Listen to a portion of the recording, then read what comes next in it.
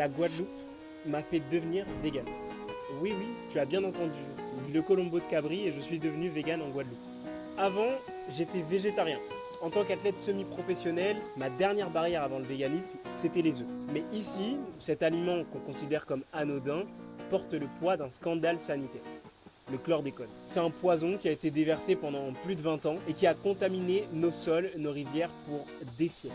Et les poules, en piquant la terre, elles le concentrent dans leurs œufs. Scientifiquement, la limite légale est de 20 microgrammes par kilo. Fin 2024, des œufs ont été trouvés avec une teneur jusqu'à 30 fois supérieure. Et quand on priorise l'achat local, c'est pas si simple de vérifier à chaque fois si nos œufs proviennent du terre, chlordéconé ou non. Donc j'ai dû faire un choix.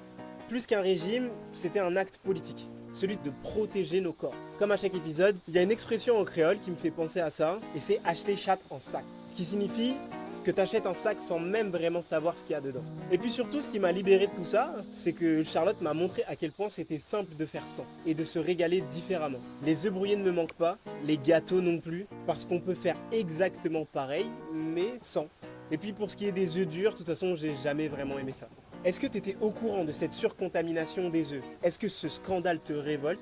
Alors, s'il te plaît, informons-nous, partage cette vidéo, transmets-la et exigeons la transparence dans nos assiettes. Abonne-toi et à une prochaine vidéo.